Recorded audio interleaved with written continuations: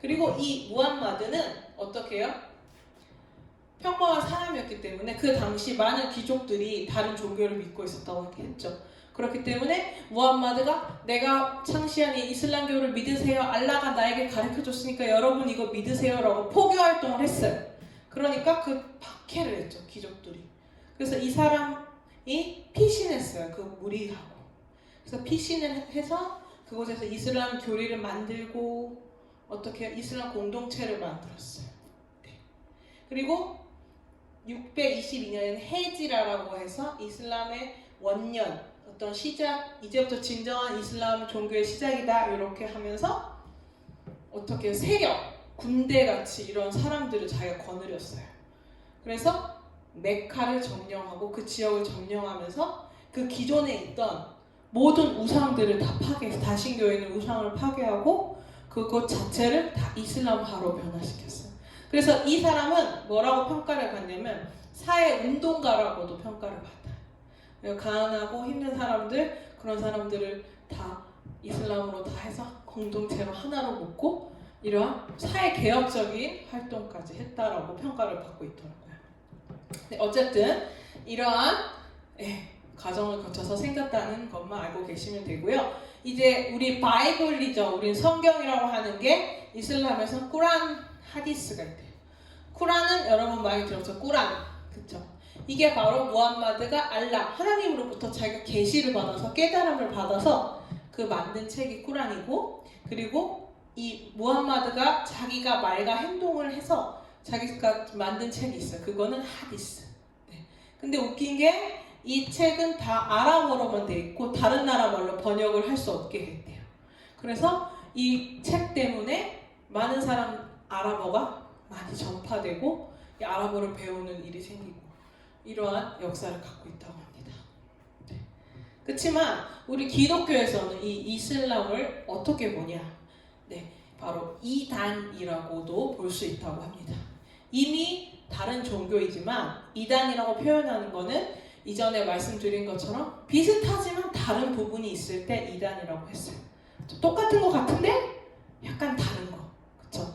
우리 핸드폰, 삼성 갤럭시 핸드폰인데 약간 달라요. 잘 안 돼요. 그쵸? 짝퉁폰 이런 것처럼 약간 다르게 느껴지는 것들이 있기 때문에 이단이라고도 규명을 하고 있습니다. 왜 그러냐면 바로 이 이슬람의 내용, 종교에서 가르치는 내용이 어떻게 해요? 기독교에 나오는 내용이 섞여 있어요.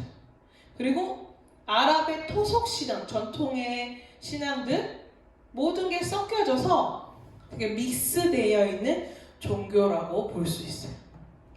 그래서 그 안에는 수많은 이단 시비가 논할 수 있는 논쟁거리가 많이 있다라고 아시면 돼요. 그래서 오늘 이제 5가지에 대해서만 조금 다룰 거예요. 가장 중요한 내용을 다룰 거고 이 부분이 우리 기독교와 어떻게 다른지에 대해서 이야기를 할 테니까 이슬람을 다 모르셔도 되지만 이슬람과 기독교가 어떻게 다른지 그리고 우리가 무엇을 믿어야 되는지에 대해서 여러분들이 집중해서 말씀을 드려주시면 좋을 것 같아요. 네. 첫 번째 뭐예요? 알라는 자연신앙적인 신이라는 거죠. 어디에서나 있다라는 개념인데 우리 기독교는 어떻게 해요? 하나님이 우리 안에 거하신다라는 것을 내주하시는 하나님 이렇게 말해요. 네, 여기 오탕 안에 하나님, 우리 안에 거하시는 하나님. 그래서 내주하세요. 그러니까 여기는 알라라는 그 신이 사람하고 같이 산다, 사람하고 동행한다 이 개념이 없다. 왜요? 아까 복종하는. 신은 무서워요. 우리는 신의 노예예요. 슬레이브. 그렇기 때문에 그런 인격적인 관계가 없어요. 하지만 성경에서 우리가 믿는 하나님은 우리 안에 거하시고 우리와 함께 하시는 하나님인 거죠. 그리고 많은 종교들 가운데 인간 속에 거하시는 신은 기독교밖에 없습니다. 하나님 말씀에 보시면 성경에 보면 너희가 하나님의 성전인 것과 하나님의 성령이 너희 안에 계시는 것을 알지 못하느냐 이렇게 말씀하신 것처럼 우리 안에 성령 하나님이 우리와 함께 하신다는 것을 우리가 알 수 있습니다. 두 번째, 첫 번째 지나갔죠? 내주하시는 우리와 함께하신 하나님. 두 번째는 아버지와 아들 개념이에요. 이슬람은 아까 말씀드린 것처럼 이 알라와 신도들의 관계가 주인과 노예예요. 여러분들이 이슬람 믿으면 여러분은 하나님 앞에, 그 알라 앞에 여러분은 종이에요. 네. 그래서 말을 들어야 돼요. 그래서 이 꾸란 그 경전에 보면 천지의 모든 것이 종으로서 알라에게로 돌아온다. 그렇기 때문에 무슬림 사람들이 어떻게 우리 한국에 있든 외국에 있든 하루에 5번 메카 방향을 향해서 어떻게 무릎 꿇고 예배를 드려요. 그래서 여기 파키스탄 분들 여기 일하시는 분들도 일하다가 밥 먹든지 사장님한테 혼나든지 그거 상관없어요. 무조건 해야 돼요. 5번. 이상한 노래 이런 에잔이라는 그런 노래를 들고 5번씩 해야 돼요. 왜요? 종이니까. 무서운 신 앞에 자기가 그 절을 하는 거죠. 굴복하고 그 명령에 따르는 거예요. 그게 바로 무슬림들이 메카를 향해 절을 함으로써 자신이 종이라는 거죠. 하지만 우리는 어때요? 하나님이 우리 아버지, 부모님이기 때문에 페어런츠고 파더이기 때문에 우리가 하나님을 기쁨으로 사랑함으로 순종하지, 그쵸? 일방적인 복종은 하지 않죠. 이거는 하나님이 우리에게 인격적인 관계를 맺기 원하시고 우리가 하나님과의 그런 인격적인 관계 속에 있다는 것을 알 수 있어요. 첫 번째, 우리 안에 거하시는 하나님. 두 번째는 이 아버지와 아들 관계가 다르다는 것. 네. 세 번째는 뭐가 있냐면 하나님은 사랑이시다. 네. 이슬람의 알라는 호전적, 아주 공격적이라는 말이고 좀 더 말해보면 폭력적이라는 거예요. 네. 그래서 꾸란 아까 경전에 보시면 뭐래요? 어디서든지 이교들을 발견하면 붙잡아라, 포위하라, 죽여라, 그리고 모든 매복 장소에서 기다리라, 길을 가다가 불신자들을 만나거든 그들의 목을 쳐라, 이런 거예요. 그래서 이슬람 안 믿으면 어떻게 해요? 죽여요. 죽여도 돼요. 왜요? 이렇게 써 있으니까. 그것처럼 아주 벌하고 공격하고 처벌하는 것들이 그 경전에 그대로 써 있어요. 우리 기독교는 어떨까요? 기독교도 구약 시대 때는 그렇게 호전적인 하나님의 모습이 있어요. 하지만 구약을 완성을 하고 오신 예수 그리스도께서 뭐라고 말하셨냐면 하나님은 사랑이시고 모든 율법의 완성은 사랑이라고 했기 때문에 폭력과 싸움, 죽임보다 중요한 것이 바로 사랑이라고 말씀하셨어요. 그리고 예수님께서 뭐예요? 검을 가지는 자는 검으로 망한다라고 했기 때문에 이 이슬람의 호전적인 부분과 우리 하나님의 모습은 다르다는 것들을 여러분들이 기억하셔야 돼요. 그렇죠? 첫 번째 뭐였죠? 이슬람은 신이 어디에나 있지만 우리 하나님은 우리와 함께 하시고 성령 하나님이 우리 안에 내주하신다는 게 다른 점이었고, 두 번째는 이슬람은 어때요? 하나님하고 알라하고 종과 신의 관계였지만 우리는 하나님과 아들의 관계를 갖고 있다. 그리고 지금 세 번째는 하나님은 사랑이시다. 네, 여기까지 기억하시면 될 것 같아요. 자, 그리고 중요한 신학적인 거죠. 바로 삼위일체에 대해서도 다르게 보고 있습니다. 이슬람은 아주 이 삼위일체를 철저하게 부정하면서 삼위일체라는 말을 하면 뭐예요? 저주가 있으리라는 말이 꾸란에 나타난대요. 네. 그렇지만 성경에 보면은 그러므로 너희는 가서 아버지와 아들과 성령의 이름으로 세례를 주라라고 기록되어 있는 것처럼 아들, 아버지, 성령 이 삼위일체에 대해서 분명하게 우리 성경에서 말하고 있습니다. 하지만 이것을 부정하는 것이 이슬람이고 이슬람은 신이 하나 알라뿐이다 이렇게 가르치고 있다고 합니다. 자, 마지막이에요. 네, 하나님의 아들 예수. 이 부분이 아주 다릅니다. 보면 이슬람의 알라는 독생자 자체를 부정합니다.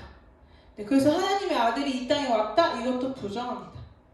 네, 하지만 성경에서는 어떻게 해요? 예수님을 향해 하나님께서 말씀하시죠. 이는 내 사랑하는 아들이라 내가 너를 기뻐하노라. 네. 그런가 하면 사복음서에는 예수님께서 반대로 하나님을 향해서 아버지라고 부르는 장면이 몇 번? 170번이 나와요. 네.